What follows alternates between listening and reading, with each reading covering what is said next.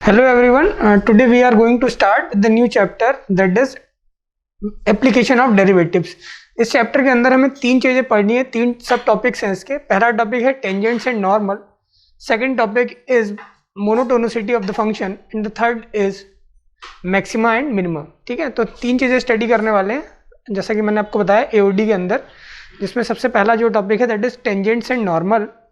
ठीक है, तो आज के लेक्चर में हम जो भी चीज़ें डिस्कस करेंगे that based on tangents and normal. ठीक है, तो स्टार्ट करते हैं.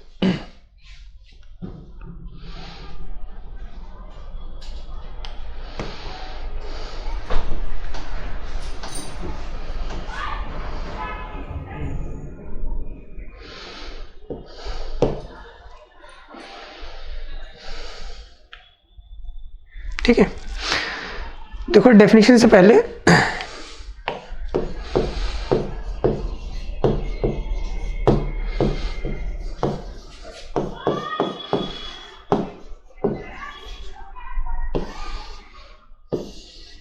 ठीक है, तो अगर हम बात करें टेंजेंट एंड नॉर्मल की तो what is tangent and normal, ये क्या होता है.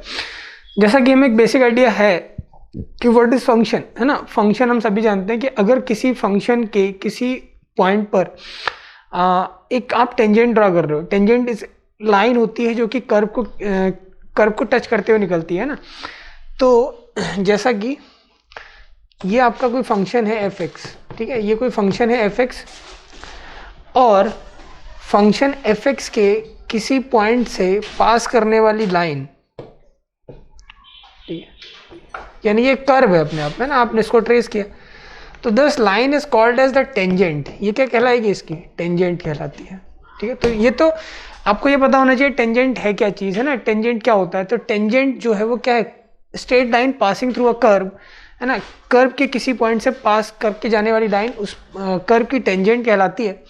तो अगर ये वाला जो पॉइंट है लेट्स से ना ए कॉमा एफ ए, भाई आपने जब इसको ट्रेस किया ऐसा तो ये पॉइंट जो है वो ए है ना, और इस पॉइंट पर ये वैल्यू जो है वो एफ ऑफ ए है.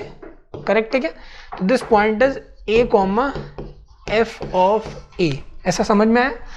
ठीक है, तो ये जो पॉइंट है, पॉइंट ऑफ कॉन्टेक्ट क्या है, ए कॉमा एफ ए, तो दिस इज द टेंजेंट. तो ये तो टेंजेंट हो गया. अगर हम बात करें नॉर्मल की तो नॉर्मल क्या होगा, normal is basically perpendicular on the tangent, है ना, टेंजेंट पे परपेंडिकुलर. तो जो पॉइंट ऑफ कांटेक्ट है कर्व के लिए जिससे टेंजेंट पास कर रही है, इस पॉइंट पर अगर अपन परपेंडिकुलर ड्रॉप कर दें कुछ इस तरह से ऐसा, ठीक है ना,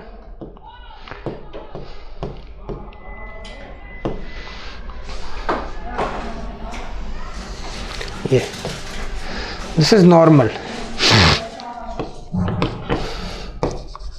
ठीक है, तो आपको क्लियर हो जाएगा ना टेंजेंट क्या है और नॉर्मल क्या है. तो ये आपका टेंजेंट है और दूसरा वाला चीज जो है वो क्या है, नॉर्मल. करेक्ट है, तो लिखे टेंजेंट एंड नॉर्मल हेडिंग डाल के ये चीज लिखे. फिर कुछ पहले तो ये बना लें कि टेंजेंट क्या है, नॉर्मल क्या है, फिर अपन डेफिनेशन पे चलते हैं और आगे स्टार्ट करते हैं. तो ये नोट करें.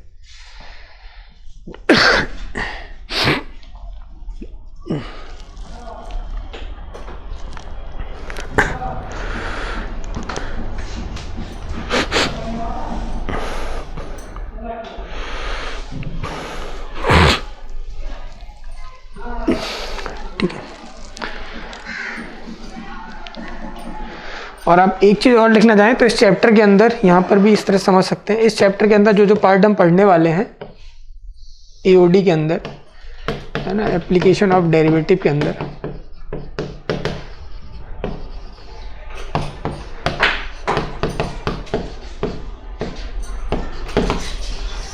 एप्लीकेशन ऑफ डेरिवेटिव्स के अंदर हम तीन चीज़ें पढ़ने वाले हैं. पहला पॉइंट जो है वो क्या है, तीन चीज़ें पढ़ेंगे. सबसे पहले tangent and normal, tangent and normal. Second point जो है वो क्या है, monotonicity of the function, monotonicity. And the third point is maxima and minima, maxima and minima, है ना. थर्ड पॉइंट क्या है, मैक्सिमा एंड मिनिमा, ठीक है लिखे।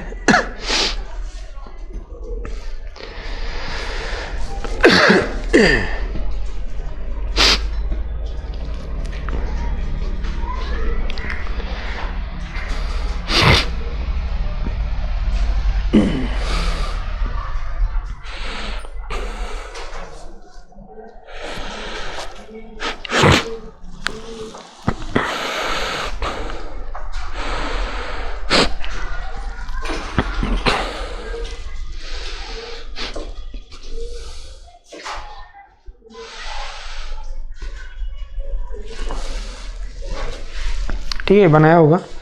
अभी थ्योरी पार्ट देखो, कुछ कह रहा है मैथमेटिकली आप कैसे डिफाइन, अभी तो आपने ये बताया कि व्हाट इज टेंजेंट, टेंजेंट क्या है ना, और नॉर्मल क्या है, ग्राफिकली ये समझा हमने।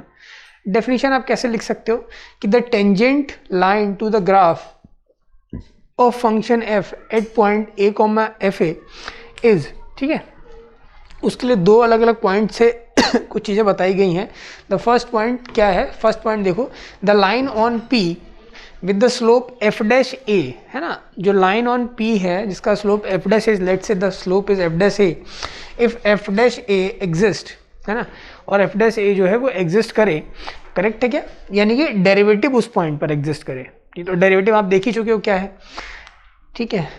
अच्छा, the line x equals to A if, अब अपने को पता है कि अगर line x equals to A की बात कर रहा है तो line x equals to A क्या होगा, line parallel to y axis, ये जो लाइन होगी, तो ये लाइन x के साथ ऑब्वियसली कितना एंगल बना रही है, 90 डिग्री बना रही है, और 90 डिग्री बनाने का मतलब हुआ 1090, और 1090 कितना है, इनफाइनाइट है, मैंने स्लोप ऑफ लाइन कितना हो जाएगा, इनफाइनाइट हो जाएगा। तो वही चीज़ कह रहा है ना कि भाई एफ एक्स माइनस एफ ए का क्या मतलब है, एफ एक्स माइनस एफ ए का मतलब ये है, इस चीज़ को ऐसे समझ सकते हो कि ये कर्व था और इस कर्व की ये वाला पॉइंट क्या है, ए कॉमा एफ ए है ना, ये वाला पॉइंट ये दिया हुआ है, ठीक है। तो स्लोप ऑफ लाइन क्या होता है, स्लोप ऑफ लाइन इज, पता है ना, y2 minus Y one upon x2 minus x1, भाई x पर एफ एक्स है ना, और a पर वैल्यू जो है वो एफ ए है, ठीक है ना, तो इस तरह से हम लिख सकते हैं इसको, ठीक है, यही चीज़ रिप्रेजेंट कर रहे हैं यहाँ पर, लिख ले।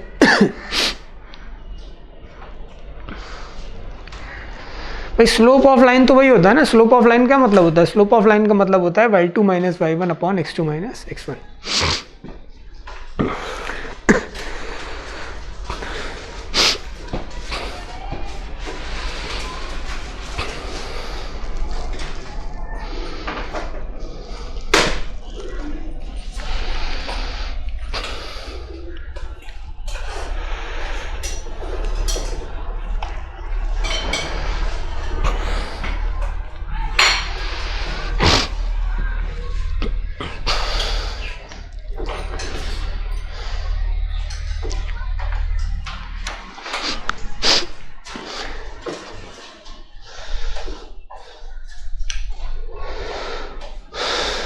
देखो अब वो जो दो पॉइंट लिखे हुए थे अपना, है ना, दोनों point, if neither one nor two holds, अगर एक भी पॉइंट होल्ड नहीं कर रहा है, यानी कि वो दो पॉइंट क्या थे, पहला पॉइंट था कि एफ डैश ए एग्जिस्ट करना चाहिए,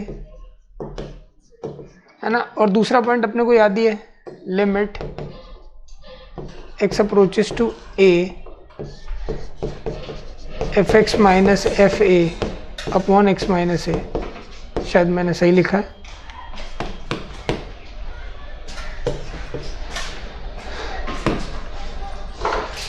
है ना, ये तो कह रहा है कि अगर ये इनमें से कोई भी एक चीज, दोनों में से एक भी पॉइंट होल्ड नहीं कर रहा है, does not have a tangent line at P, है ना, तो उस केस में पी पर कोई भी टेंजेंट लाइन एग्जिस्ट नहीं करेगी। इन केस एफ डे से एग्जिस्ट, अगर एफ डे से एग्जिस्ट करता है then y minus f A is equal to f डे से, ये तो वही है ना। तो इक्वेशन ऑफ टेंजेंट कैसे लिखी जाएगी, अगर हम बात करें इक्वेशन ऑफ टेंजेंट की, सुनना मेरी बात, इक्वेशन ऑफ टेंजेंट, लेट से, अब मैं बात करता हूँ, ये तो बात हो गई कब टेंजेंट, टेंजेंट ग्राफिकली कैसे बनाते हैं आप, है ना, क्या होती है और कब होल्ड करेगी। अब बात करते हैं इक्वेशन ऑफ टेंजेंट की। अगर हम बात करें इक्वेशन ऑफ टेंजेंट की, तो इक्वेशन ऑफ टेंजेंट जो है वो क्या होगी, वो सुनो, इक्वेशन ऑफ टेंजेंट का मतलब क्या है कि मान लो ये आपका कर्व था और आपने इसके पॉइंट पे ये टेंजेंट ड्रॉ करी, ऐसा ये पॉइंट पे टेंजेंट ड्रॉ करूँ which is a comma F A point, ठीक है, ये पॉइंट है ए कॉमा एफ ए, ठीक है। और इक्वेशन ऑफ टेंजेंट इज भाई, और इसका स्लोप उसने बोला कि एफ डे से एग्जिस्ट, तो अगर एफ डे से एग्जिस्ट कर रहा है यानी कि, और एफ डे से किसी भी एक चीज़ ध्यान रखेंगे, ये जो है ये इसकी टेंजेंट इस पॉइंट पे, स्लोप ऑफ टेंजेंट जो होता है, स्लोप ऑफ टेंजेंट ये होता है डी बाई डी एक्स, है ना, इस तरह से लिखा जाता है D by d x. Slope of tangent जो है वो क्या होता है, डी बाई डी एक्स। और इसी चीज़ को आप एफ डे से लिखते हो, ये तो होगा इस पॉइंट पर, तो ये क्या हो जाएगा, ये एफ डे एक्स के बराबर हो जाएगा। और eight x equals to A की अगर हम बात करें तो ये हो जाएगा एफ डैश ए, करेक्ट है ना।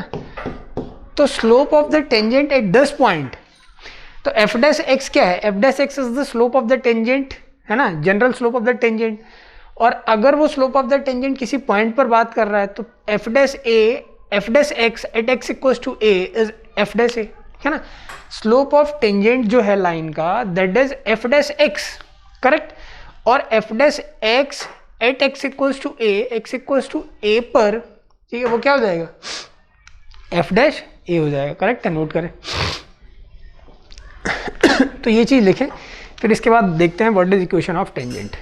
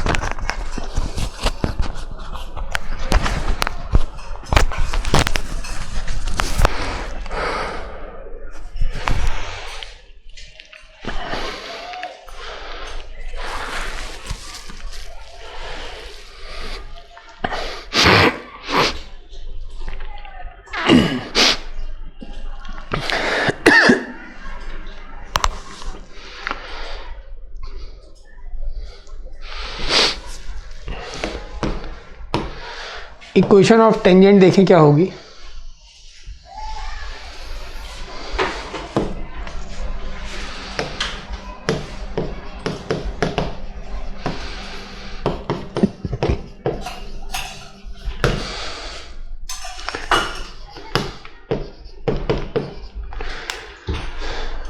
ये लिखा जाएगा भाई, पॉइंट क्या हो जाएगा, ये हो जाएगा ना, और इसका स्लोप क्या है, इसका जो स्लोप है, स्लोप एट पॉइंट वो हो जाएगा एफ डैश ए, करेक्ट है। तो अपने को पता है straight line passing through a point, है ना, एक स्ट्रेट लाइन जो कि एक पॉइंट से पास करेगी, स्ट्रेट लाइन एक पॉइंट से पास करेगी, ठीक है। और इसका स्लोप दिया हुआ है, वो हो जाएगा y minus y1 y minus f A is equals to f dash a और x माइनस ए। तो ये हो जाएगा, है ना, तो ये हो जाएगा, नोट करें।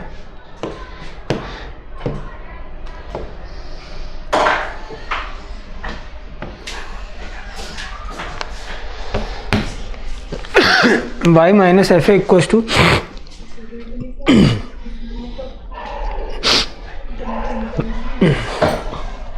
y minus f A is equals to f dash a bracket x minus a, ठीक है, लिखें, नोट करें।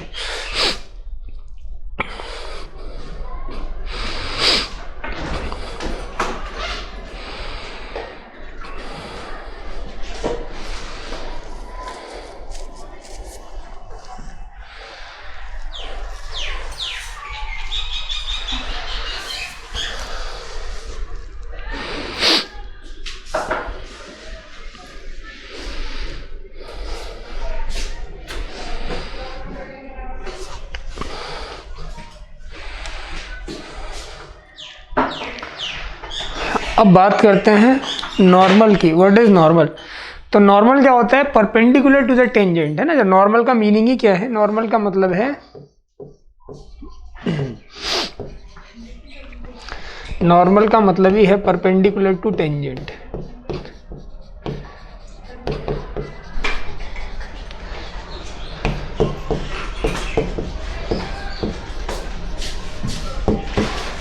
ठीक है, नॉर्मल का मतलब ही है perpendicular to tangent.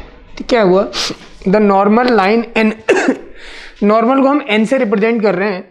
The normal line n to the graph of the function F at the point A comma F a is defined to be the line through P perpendicular to the tangent line. Correct है ना?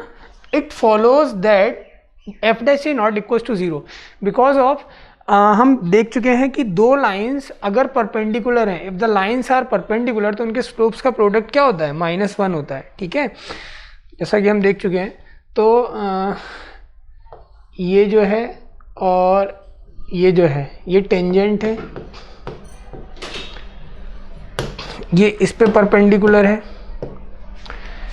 Correct है, ये इस पे perpendicular है, this is normal, है ना। ये इस पे परपेंडिकुलर है जो कि नॉर्मल है।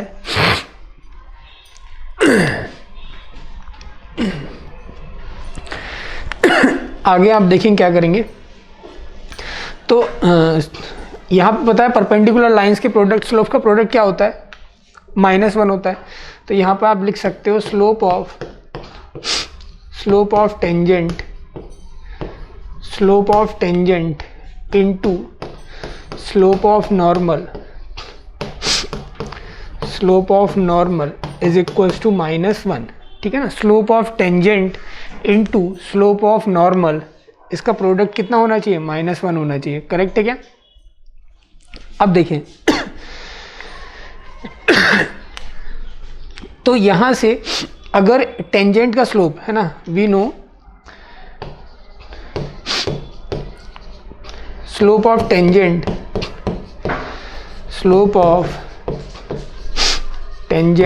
Eight x equals to a is f dash a, है ना। Slope of tangent as x equals to a is f dash a, इसलिए this implies that slope of normal जो होगा क्या होगा? Slope of normal is equals to -1 upon slope of tangent.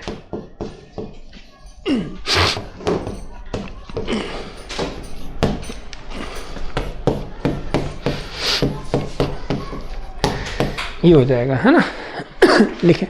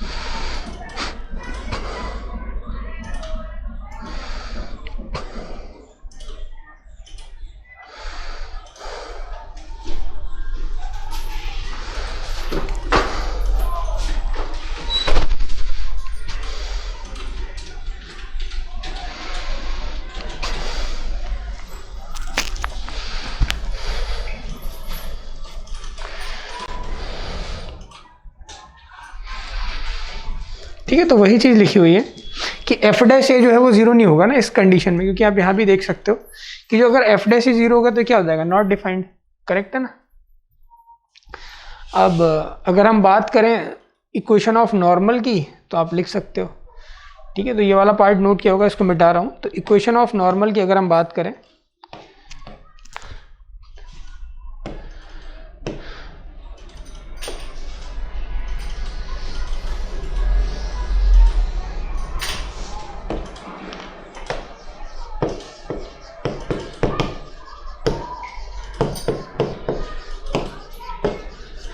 Equation of normal जो है वो क्या हो जाएगा, y minus Y one is equals to, है ना, स्लोप क्या हो जाएगा, -1 upon f dash a x minus x one that is a. तो ये हो जाएगा, नोट कर लें।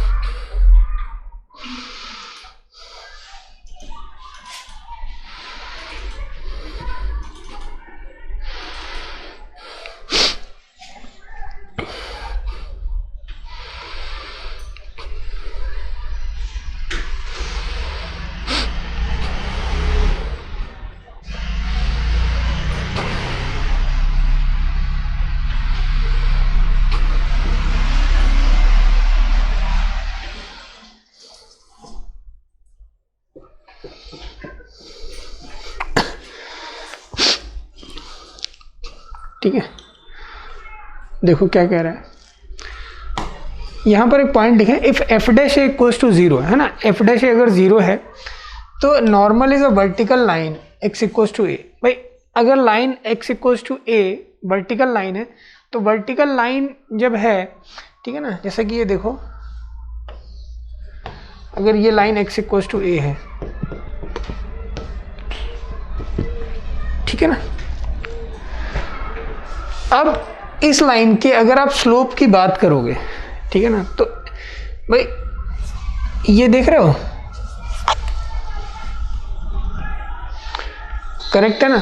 तो कह रहे हैं f dash a equals to zero, f dash a equals to zero का मतलब क्या हुआ कि डेरिवेटिव पॉइंट ए पर जो है वो जीरो है, ठीक है। इसका मतलब है vertical line x equals to a, normal जो है, normal is the vertical line x equals to a, correct है ना। And if the tangent line is vertical, यदि टेंजेंट लाइन वर्टिकल है then normal is the horizontal line y equals to f a, ठीक है, उसका reciprocate हो जाएगा, ठीक है, लिखें।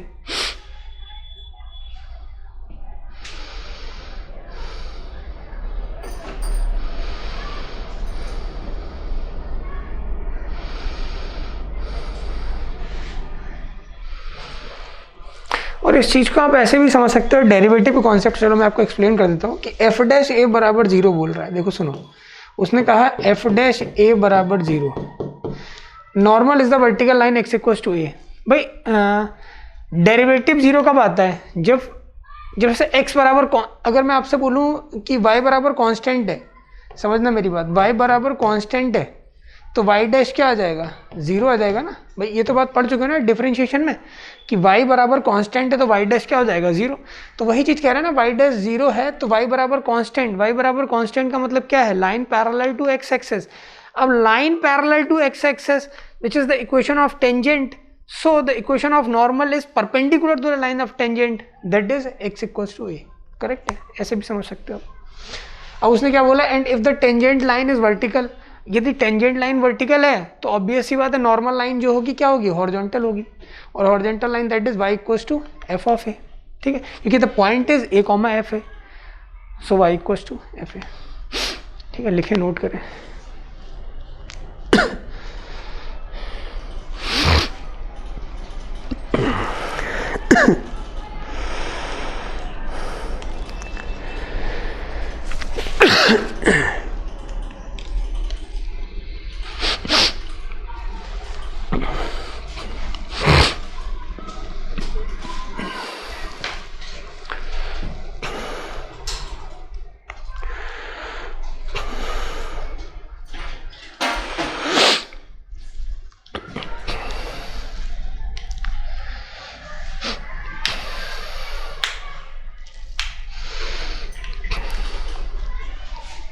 नेक्स्ट देखें क्या कह रहे हैं।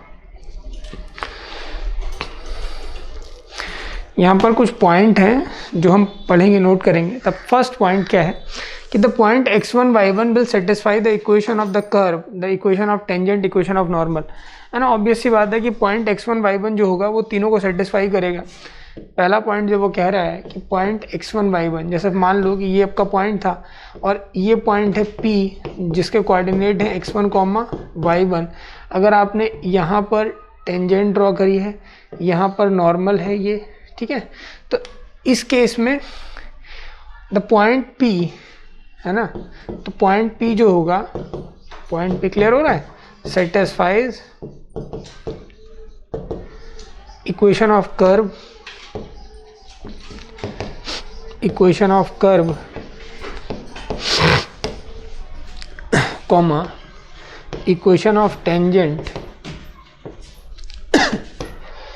Equation of tangent, comma equation of normal.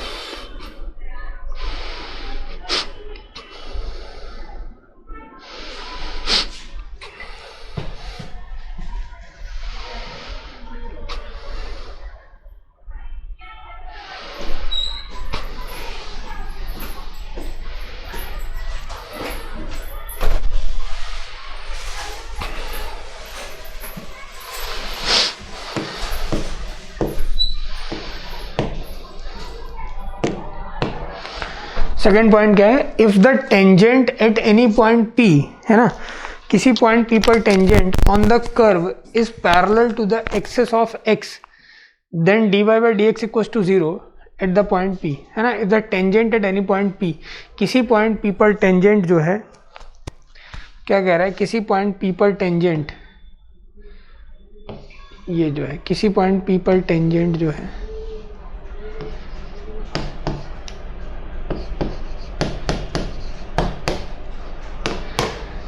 P पर tangent is parallel to the axis of x, है ना, ये जो parallel to the axis of x, अगर ये x एक्सिस के पैरेलल है, करेक्ट है क्या, x एक्सिस के पैरेलल है, ऐसा बना लो, यहाँ पे समझ लो, ये ऐसा कुछ कर्व है, इस पॉइंट पर टेंजेंट ये इसके पैरेलल है, x एक्सिस के, है ना, ये x एक्सिस रहा और ये टेंजेंट रही t।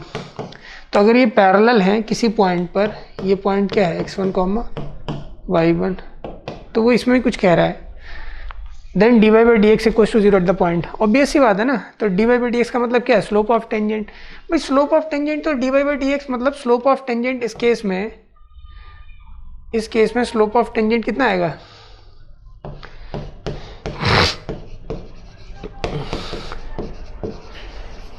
स्लोप ऑफ टेंजेंट जो है वो उस केस में कितना आएगा, 0 ही आएगा। क्यों, line parallel to x axis, और लाइन अगर पैरेलल टू x एक्सिस है, line parallel to x axis का मतलब क्या हुआ, y equals to constant, y equals to constant, तो y डैश बराबर क्या, 0।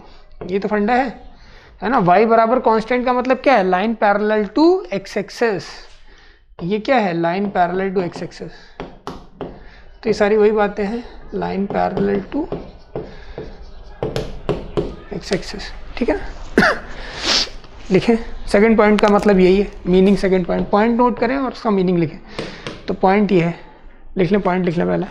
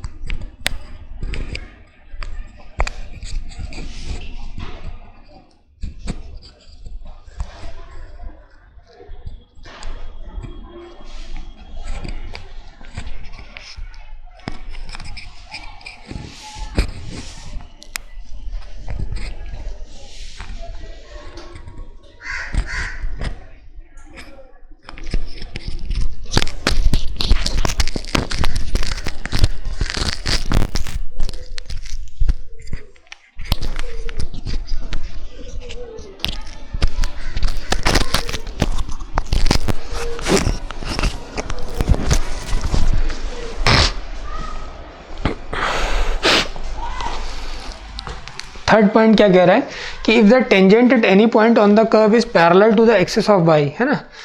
तीसरा पॉइंट ये कह रहा है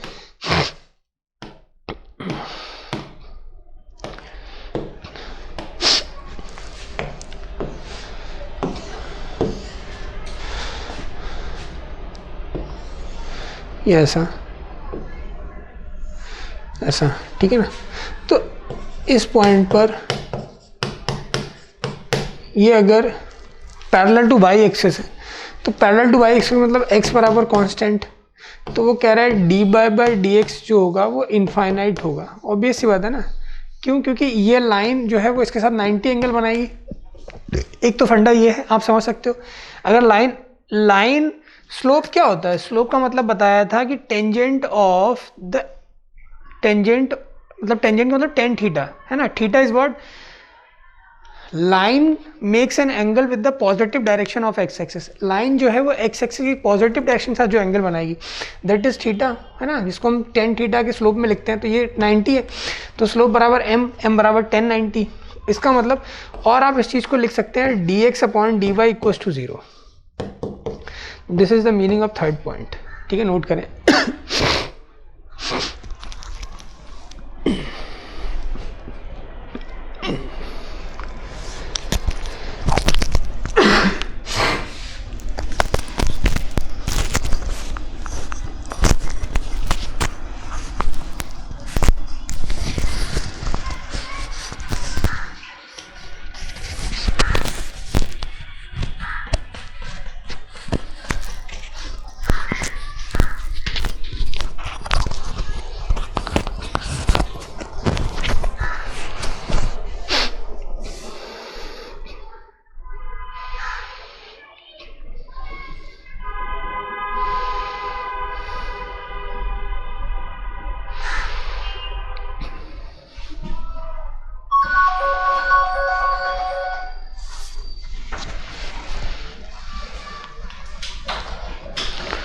नेक्स्ट पॉइंट देखें, कह रहा है कि if the tangent at any point on the curve is equally inclined to both the axis.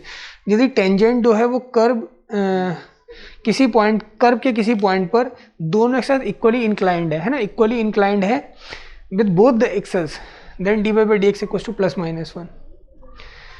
कह रहा है कि टेंजेंट जो है अगर किसी कर्व के किसी पॉइंट पर, सोचो ऐसा,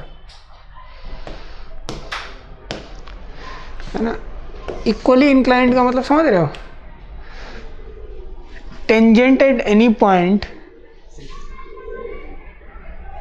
ऐसा कुछ, किसी कर्व के किसी पॉइंट पर जो है टेंजेंट जो है वो इक्वली इंक्लाइंड है दोनों एक्सिस के साथ, ठीक है। तो उस केस में ऐसा आप लिखें, tangent is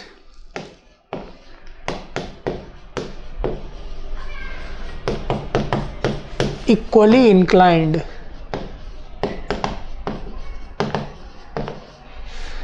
with both the axes, then dy by dx +-1 होता है, then dy by dx equals to +-1 होता है। नोट करें।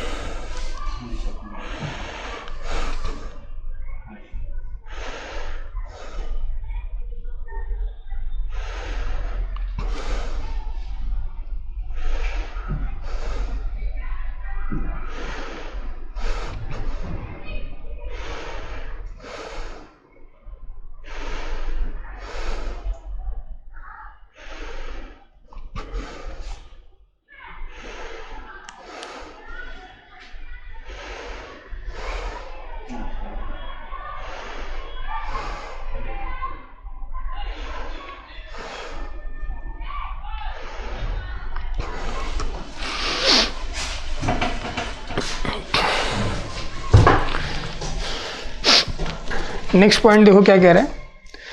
Next point is fifth point. ये पॉइंट थोड़ा सा क्वेश्चन के पर्पज से इंपॉर्टेंट है।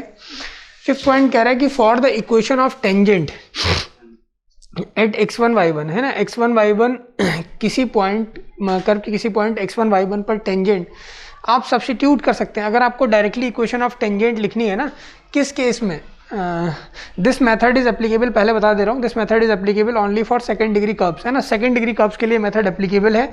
और सेकंड डिग्री कर्व कौन से होते हैं वो आपको पता है। सेकंड डिग्री कर्व जो होते हैं वो ये होते हैं कुछ, है ना, ax square plus 2hxy plus by square plus 2gx plus 2fy plus c is equal to 0, है ना, ax square plus 2hxy plus by square, ax square plus 2hxy plus by square plus 2gx plus 2fy plus c equal to 0, ये जो है second degree curve है ना, second degree curve है।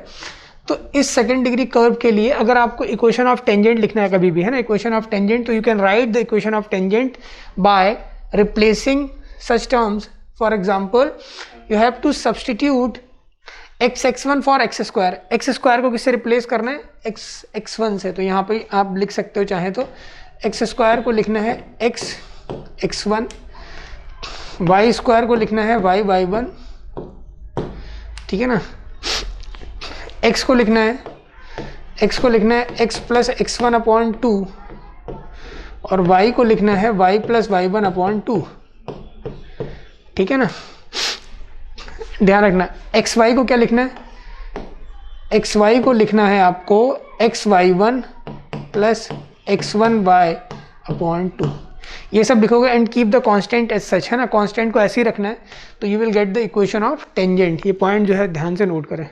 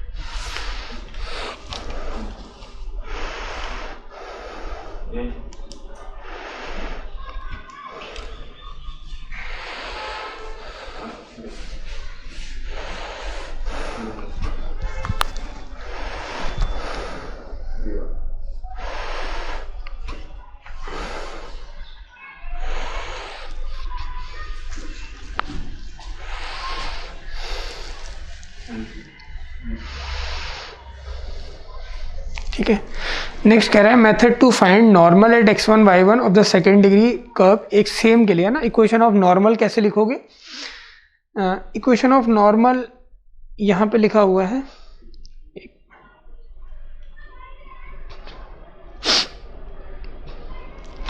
ना, ये पॉइंट भी लिखें, इक्वेशन ऑफ नॉर्मल इज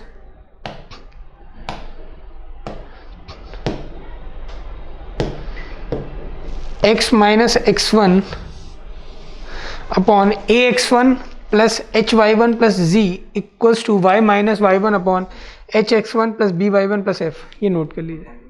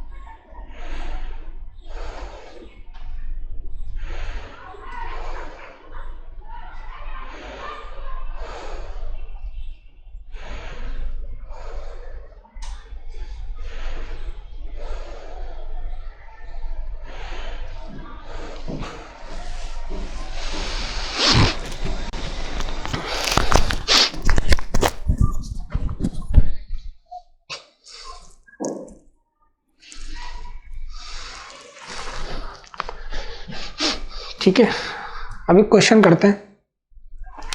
तो ये कुछ थ्योरी पार्ट था, टेंजेंट बेस्ड रिलेटेड है ना, टेंजेंट क्या होती है, उस पर क्या क्या चीज़ें होती हैं वो हमने देखा। कह रहा है कि find the equation of tangent to the ellipse, है ना, इक्वेशन ऑफ टेंजेंट, एक इलिप्स भी अपने आप में कर्व है, तो इलिप्स की जो इक्वेशन दे रखी है वो क्या दे रखी है वो लिख लेते हैं पहले। इक्वेशन ऑफ इलिप्स जो है वो दिया हुआ है,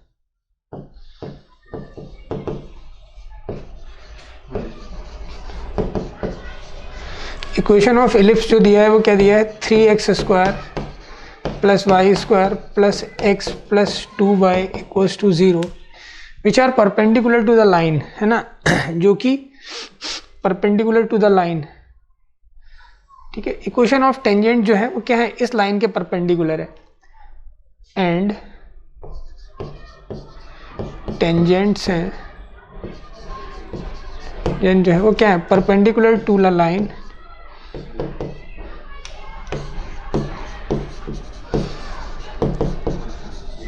perpendicular to the line 4x minus 2y is equals to 1, है ना। टेंजेंट जो है वो इस लाइन पर परपेंडिकुलर है और लाइन क्या दे रखी है, 4x minus 2y is equals to 1, correct. तो सबसे पहले क्या करेंगे, मैं निकाल लूंगा स्लोप ऑफ नॉर्मल, है ना, नहीं स्लोप ऑफ टेंजेंट, क्योंकि स्लोप ऑफ, पहले तो मैं लाइन का स्लोप निकाल लेता हूँ। स्लोप ऑफ लाइन क्या हो जाएगा, देखो slope of line, slope of line के लिए मुझे इधर लिखना पड़ेगा 2y equals to 4x minus 1, y is equals to 2x minus 1/2। तो जो इसका स्लोप है m1 इक्वल्स टू, है ना, 2 आ रहा है, यानी कि स्लोप ऑफ लाइन क्या है, 2 आ रहा है। तो मैंने माना let the slope of tangent be, है ना, let the slope of tangent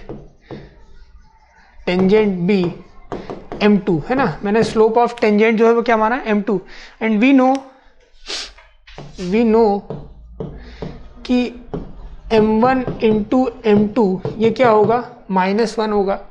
और व्हाट इज m1, m1 क्या है, 2 है, तो 2 इंटू m2, है ना, 2 into m2 is equals to -1, तो m2 जो है वो क्या हो जाएगा, -1/2 हो जाएगा, करेक्ट है ना। m2 क्या हो जाएगा, -1/2, करेक्ट है।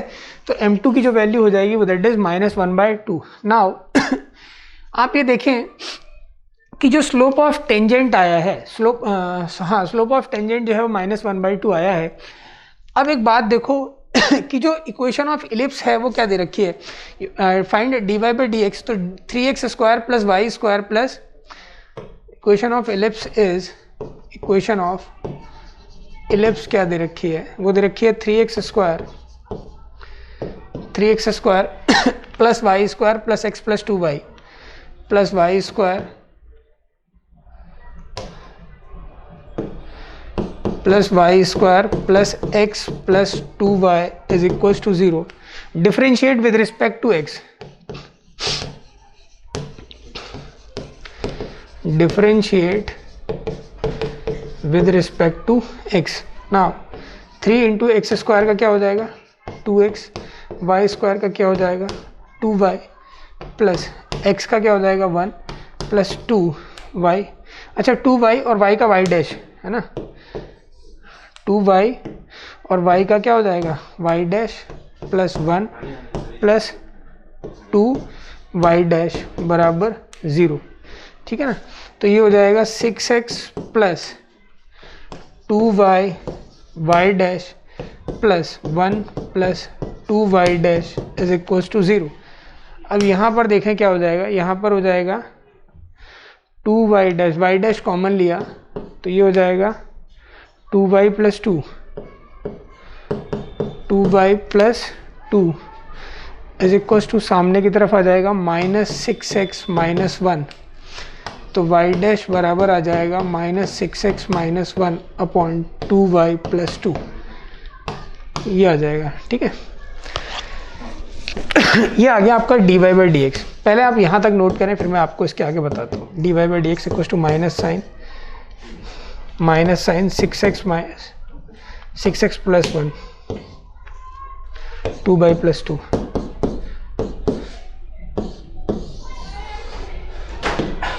लिखें।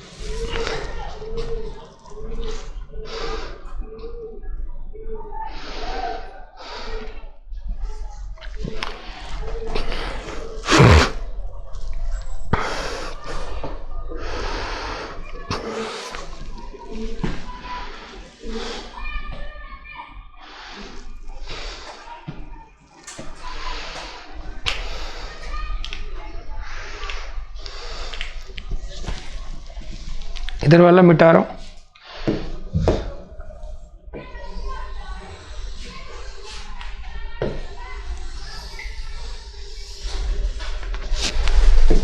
है ना, तो ये dy/dx आ गया। अब dy/dx से x1 y1 निकाल लेते हैं।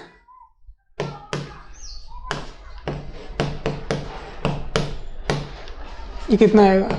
ये आएगा minus time 6x1 + 1 divided by 2y1 + 2 ये आ जाएगा।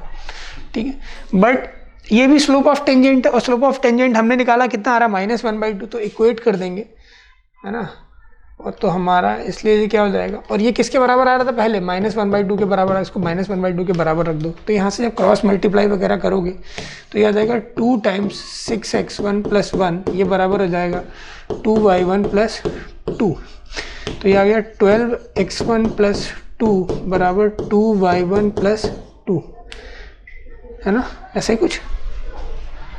ये 2 और 2 गेट्स कैंसल्ड आउट, तो y1 = 6x1।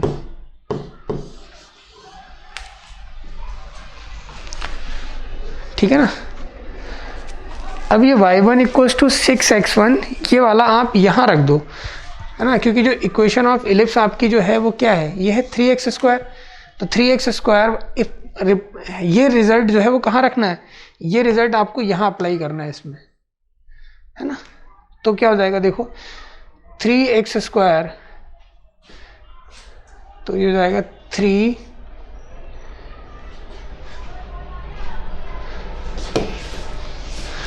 3x², x की जगह x1² प्लस क्या चल रहा है? y²। तो y² का मतलब ये हो जाएगा, है ना, y² का मतलब हो जाएगा y1², y1² का मतलब हो जाएगा इसका स्क्वायर, यानी कि 36x1²।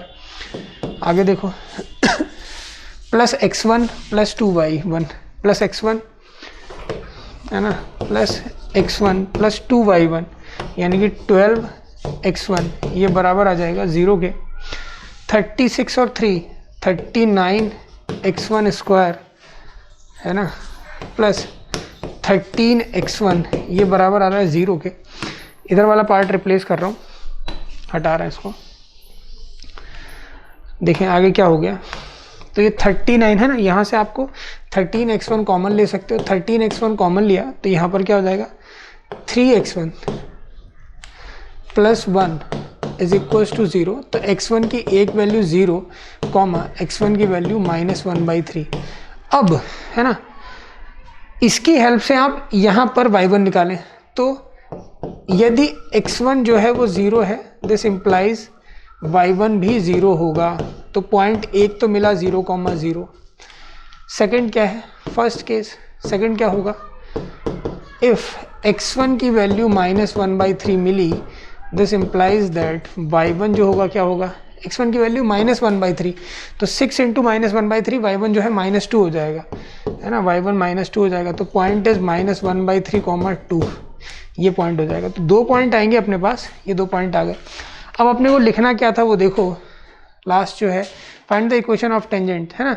तो टेंजेंट का स्लोप पता ही है -1/2, स्लोप पता है -1/2 और दोनों पॉइंट पते हैं। तो ये वाला पार्ट लिख लो, फाइनल आंसर लिख देता हूँ मैं।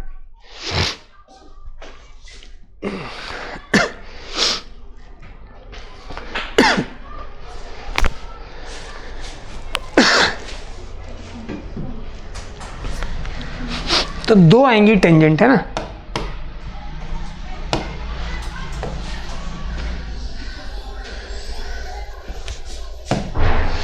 So the equation of tangents are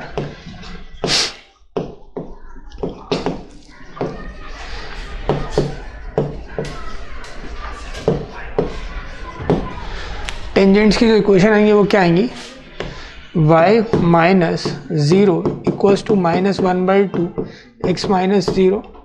इसका मतलब हुआ 2y इक्वल्स टू -x, यानी कि x + 2y is equals to 0। Second हुआ, सेकेंड जो आएगी वो क्या आएगी, फर्स्ट तो यही आ जाएगी y - y1, है ना, 2 इज इक्वल्स टू -1/2 x + 1/3। तो ये हो जाएगा 2y - 4 is equals to -x - 1/3। तो ये हो जाएगा x + 2y is equals to 4 - 1/3। ये हो जाएगा 11/3। ठीक है, तो ये 2 आंसर आ जाएंगे ये, ठीक है, नोट करें।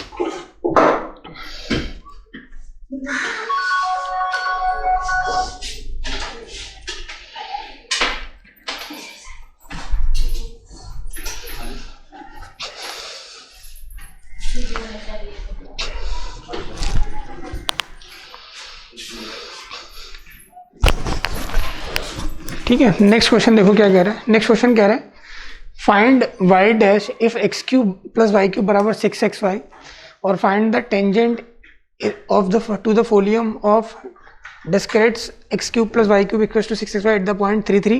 ठीक है, तो इस पॉइंट पर टेंजेंट लिखना है, इससे आपको y डैश निकालना है at what points of the curve, किस कर्व के किस पॉइंट पर टेंजेंट जो है वो हॉरिजॉन्टल हो जाएगी। तो हॉरिजॉन्टल के लिए कंडीशन मैंने आपको बताई है, तो ये क्वेश्चन आप उसी हिसाब से कंप्लीट करेंगे। ठीक है, तो ये आपके लिए है सेल्फ प्रैक्टिस के लिए।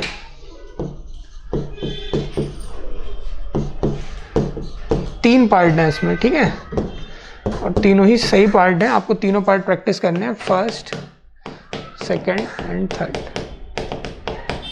ठीक है, रीड कर देता हूँ। y डैश निकालना है यदि x³ + y³ बराबर 6xy दिया हुआ है। सबसे पहले आप डिफरेंशिएट करेंगे x के रिस्पेक्ट में, x के रिस्पेक्ट में डिफरेंशिएट करने के बाद जो y डैश के टर्म आएंगे उनको एक तरफ करके, है ना, जो भी एक्सप्रेशन आएगा दैट इज y डैश। और टेंजेंट निकालना है, ठीक है, ये जो एक्सप्रेशन है यही ना टेंजेंट टू द फोलियम, इस कर्व को ट्रेस करने पर जो भी आ रहा है उसका नाम है फोलियम, ठीक है। इसके पॉइंट 3,3 पर अपने को इक्वेशन ऑफ टेंजेंट लिखना है, और थर्ड जो है कि टेंजेंट किस पॉइंट पर हॉरिजॉन्टल होगी, करेक्ट है। नेक्स्ट देखो क्या है इसके बाद, next article is tangents at the origin, है ना। ओरिजिन पर टेंजेंट का क्या मतलब है, कह रहा है कि if a curve passing through the origin, यदि कोई कर्व जो है वो ओरिजिन से पास कर रहा है, be given by rational integral algebraic equation, the equation of the, है ना, tangent at the origin is obtained by equating to zero the terms of lowest degree in the equation, है ना। तो कह रहा है कि example, if the equation of a curve be, मान लो एक कर्व की इक्वेशन जो क्या दे रखी है, x² minus 4y² plus x की power 4 plus 3x³ by plus 3x²। अब क्लियरली है ना, इस कर्व के लिए अगर आप ध्यान से देखें, जो इक्वेशन ऑफ कर्व दी हुई है, जो भी इक्वेशन ऑफ कर्व दी हुई है, इसके लिए आप ध्यान से देखें तो इक्वेशन ऑफ कर्व के लिए ये क्या दिया हुआ है, ये दिया हुआ है x² minus 4y² plus x raise to the power 4 plus 3x³ y plus 3x² y² plus y raise to the power 4, ये बराबर दे रखा है 0, है ना, ये बराबर दे रखा है 0। The tangents at the origin, है ना। अब अपने को पता है कि ये कर्व जो है वो 0,0 से पास करेगा, तो x की जगह 0 डालोगे तो ये 0, ये 0, ये 0, सारा 0 हो जाएगा, सेटिस्फाई कर रहा है, ठीक है। तो tangents at the origin are given by x² minus 4y² equal to 0, है ना। इसके फैक्टर आप जानते हो। तो उसने लिखा क्या था कि at the origin obtained by equating the zero, equating to zero the terms of the lowest degree in the equation, है ना। जो सबसे कम डिग्री का जो टर्म है उसको आप 0 से इक्वेट कर दीजिए तो आपको इक्वेशन ऑफ टेंजेंट मिल जाएगी। अब जैसे ये दे रखा है, तो देखो ये जो टर्म है, ध्यान से देखें, ये जो टर्म है ये क्या है, ये टर्म जो है वो सेकंड डिग्री का टर्म है, ये भी सेकंड डिग्री का टर्म है, ये फोर्थ डिग्री का टर्म है, ये भी फोर्थ डिग्री का टर्म है, क्योंकि 3 और 1 4 हो जाएगा, ये भी 4 डिग्री का टर्म है, ये भी 4 डिग्री का टर्म है। तो जो लोएस्ट डिग्री के टर्म आ रहे हैं, these two terms are the lowest degree terms, है ना। ये टर्म्स जो है वो कैसे हैं, लोएस्ट डिग्री टर्म्स हैं, लोएस्ट डिग्री टर्म्स। तो ये जो दोनों टर्म्स हैं ये लोएस्ट डिग्री टर्म्स हैं। अगर मैं इन दोनों टर्म्स को 0 के इक्वेट कर दूं, यानी कि x² माइनस 4y² को अगर हम 0 से इक्वेट करें, x² माइनस 4y² को अगर हम 0 से इक्वेट करें तो हमें क्या मिल जाएगा, these are the equation of tangents, यही जो है वो क्या है, इक्वेशन ऑफ टेंजेंट्स है। अब जैसा कि हमने फॉर्मूला पढ़ा है a² माइनस b² का, तो क्या होगा a minus b a plus b, तो ये हो जाएगा x minus 2y another bracket with x plus 2y equal to 0। तो x की वैल्यू एक बार 2y और x की वैल्यू एक बार minus 2y, these two equations are equation of tangents, है ना। अपने को पता है टेंजेंट क्या, स्ट्रेट लाइन 1 डिग्री की इक्वेशन होगी, तो ये होगा। तो ये वाला पॉइंट जो है नोट कर ले, टेंजेंट एट ओरिजिन इंपॉर्टेंट है। अगर कभी भी अपने को ना कर्व जो है ओरिजिन से पास कर रहा है, उस केस में आप डायरेक्टली इस तरह से कैलकुलेट कर सकते हो, तो लिख लो।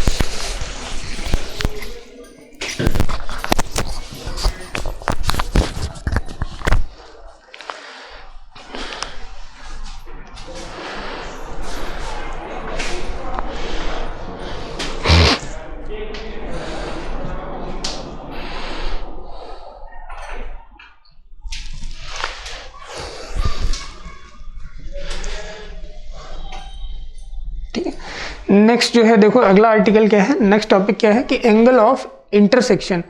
एंगल ऑफ इंटरसेक्शन आप जानते हो, जैसे लाइन से केस में क्या होता है, दो लाइंस जहाँ पर एक दूसरे को कट करती हैं तो वहाँ पर जो एंगल बन रहा है that is angle of intersection. अगर ऐसे ही हम कर्व्स के बीच में बात करें तो कर्व्स के बीच में एंगल कब बनेगा, कर्व्स देखो कर्व के बीच में तो एंगल आप डिफाइन नहीं कर पाओगे है ना, तो कैसे कर्व एक दूसरे को जिस पॉइंट पर मीट कर रहे हैं वो पॉइंट ऑफ इंटरसेक्शन हो गया। उस पॉइंट पर दो टेंजेंट अगर हम ड्रॉ करेंगे तो उन टेंजेंट्स के बीच में जो एंगल बनेगा दैट इज क्या हो जाएगा, एंगल बिटवीन द कर्व्स। तो angle of intersection between two curves is defined as the angle between two tangents drawn at the two curves at their point of intersection. If the angle between two curves is 90 degree then they are called as orthogonal curves. कहने का मतलब क्या है कि अगर कभी भी दो कर्व्स के बीच में एंगल 90 डिग्री बन रहा है तो वो दोनों कर्व एक दूसरे के परपेंडिकुलर यानी कि ऑर्थोगोनल कर्व्स कहलाते हैं। तो इस ऑर्थोगोनल कर्व्स का मतलब क्या है ये ध्यान रखिएगा, ठीक है। If two curves are perpendicular तो वो ऑर्थोगोनल कर्व्स कहलाएंगे। नाउ अब देखो अगला क्या है, यहाँ पर देखते हैं। सबसे पहले मैं इस चीज़ को आपको एक्सप्लेन कर देता हूँ। कुछ इस तरह से कहना चाह रहा है कि मान लो एक कर्व ये है, अब इस कर्व के किसी पॉइंट पे आपने टेंजेंट ड्रॉ करी, लेट से कि ये रही टेंजेंट है ना, और एक दूसरा कर्व इसको ऐसा कट कर रहा है, तो इस कर्व के पॉइंट पर उसी पॉइंट पर हमने टेंजेंट ड्रॉ करी, तो इसके लिए जो टेंजेंट है ये हो जाएगी। तो दोनों टेंजेंट एक दूसरे को जहाँ कट करेंगी ये एंगल थीटा होगा।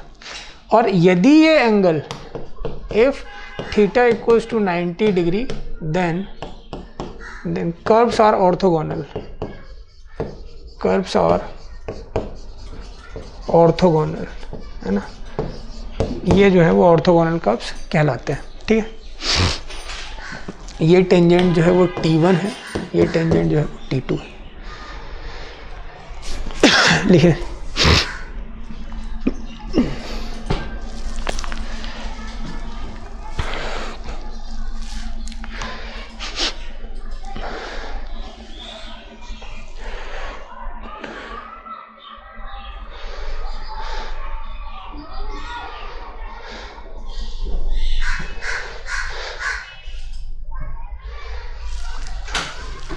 अगला जो क्वेश्चन है वो देखो क्या कह रहा है, find the angle between the curves. दो कर्व दे रखे हैं, एक कर्व पहला जो कर्व है C1, ये कर्व क्या दे रखा है y² बराबर 4x है ना, और तो इस कर्व के लिए पहले हम dy/dx निकाल लेते हैं। तो differentiate with respect to x,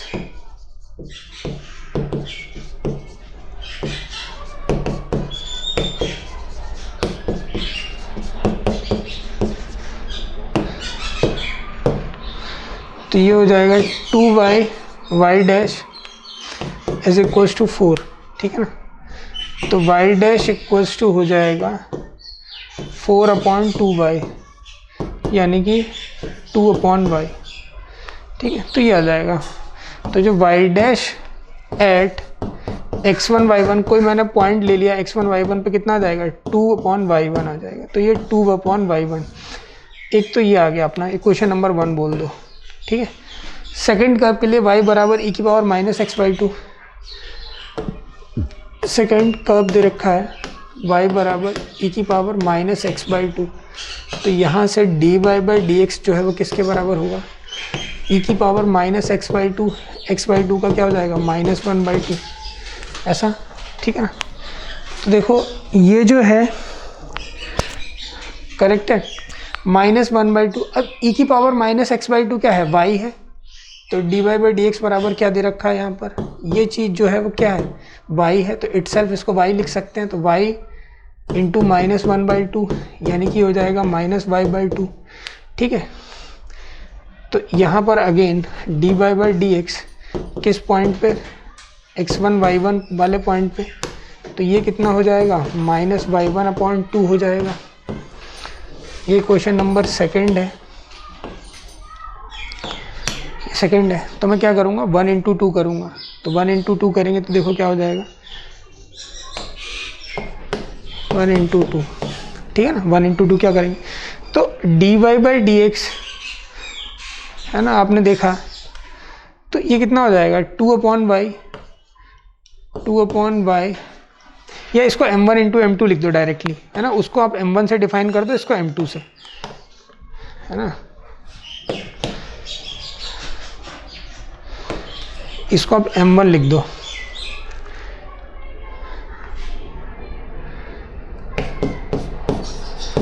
m1 equals to 2/y1, ठीक है।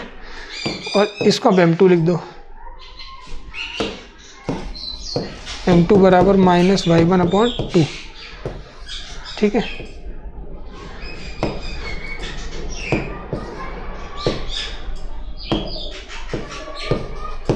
y1/2, तो ये हो जाएगा m1 इंटू m2 बराबर 2/y1 into -y1/2 is equals to -1।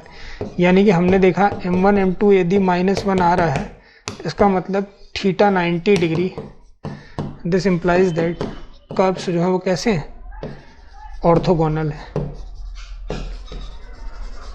ठीक है। तो ये इसी पर एक क्वेश्चन हो गया, नोट कर लें।